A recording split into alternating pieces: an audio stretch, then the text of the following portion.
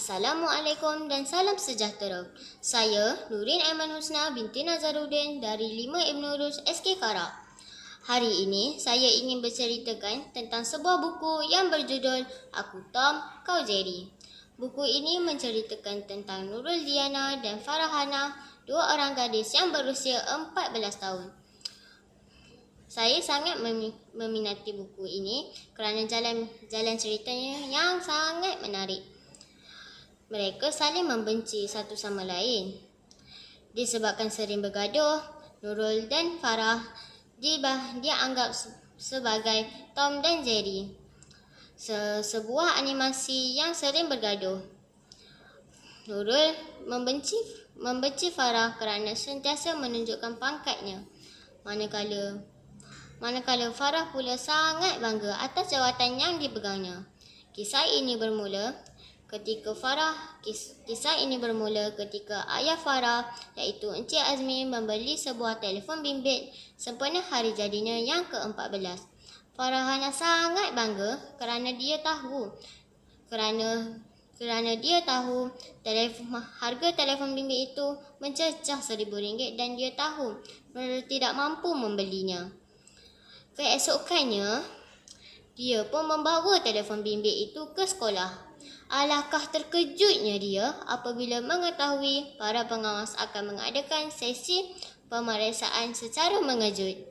Dia mula cemas kerana dia telah berjanji kepada ayahnya untuk tidak membawa telefon itu ke sekolah kerana tidak ingin dilucukan jawatan pengawasnya dan ingin membalas dendam terhadap Nurul. Dia pun meletakkan telefon bimbit itu ke dalam beg Nurul.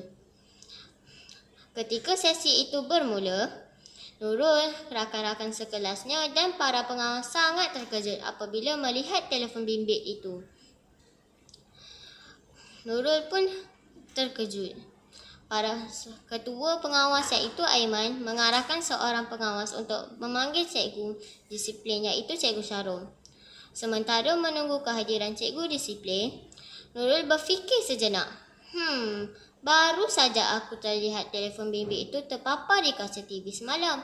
Tiba-tiba berada di dalam begku. Ajaib sungguh, fikir Nurul. Ketika Cikgu Syarum datang, Cikgu Syarum juga turut terkejut kerana dia tahu harga telefon bimbit itu lebih mahal daripada telefonnya. Nurul sudah mengatakan bahawa telefon bimbit itu bukan kepunyaannya. Malangnya, tiada siapa yang mengaku dan tidak mempercayai Nurul. Cikgu Syarum terpaksa merampas telefon bimbit itu. Nurul pula didenda berjemur di tengah padang selama 2 jam dengan panas terik. Selepas pulang, Nurul menceritakan kejadian tersebut dan hukuman yang diterimanya. Ibu dan ayah Nurul berasa hairan kerana dia tidak pernah membeli telefon bimbit untuk anaknya. "Kamu tidak curi telefon itu?" tanya ibu Nurul. "Ibu, buat apa saya nak mencuri telefon bimbit itu? Bukannya boleh makan pun," balas Nurul. "Ish kamu ni, kepala kamu asyik fikir pasal makanan saja," balas ibunya. Tiba-tiba Nurul menyergah ibu ayahnya dan mengatakan, Nurul ada idea. Nurul memikirkan rancangan ini ketika Nurul berjemur di luar panas. Begini rancangannya. Esok, ayah pergi ke sekolah dan meminta telefon itu. Nurul mesti ada yang meminta telefon bimbit itu kembali ke Nurul. Ayah Nurul itu pun setuju dengan rancangan anaknya. Keesokannya, ayah Nurul pun datang ke sekolah. Farah mula bimbang dan berfikir, kenapa ayah Nurul mengambil telefon itu sedangkan itu bukannya kepunyaan Nurul. Pada hari itu, kelas berjalan seperti biasa. Pada sebelah petang, ibu dan ayah Nurul bertanyakan tentang telefon bimbit itu. Nurul terus menangis dan menceritakan apa yang telah berlaku. Ibu dan ayah Farahana terkejut dan kecewa atas kelakuan anaknya. Pada malam itu jugalah keluarga Farahana dan keluarga Nurul berjumpa.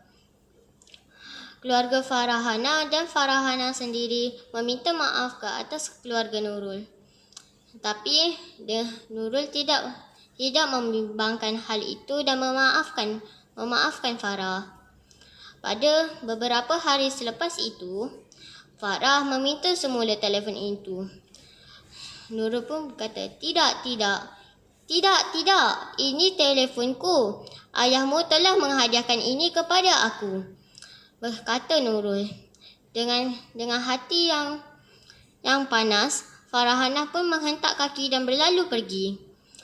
Selepas beberapa minggu, semua tingkatan 2 diwajibkan pergi ke satu kem motivasi. Walaupun Nurul malas, tapi dia sudah dipaksa oleh Cikgu Syarul. Pada petang itu, setelah sampai ke kem motivasi, mereka mendaki bukit. Tapi Nurul tersesat kerana rancangan jahat Farah. Tetapi Farahana juga turut tersesat. Selepas beberapa jam mereka duduk bersama, mereka akhirnya dijumpai oleh rakan mereka. Mereka sudah berbaik selepas mengenali satu sama lain. Mereka telah mengenal perangai sebenar mereka.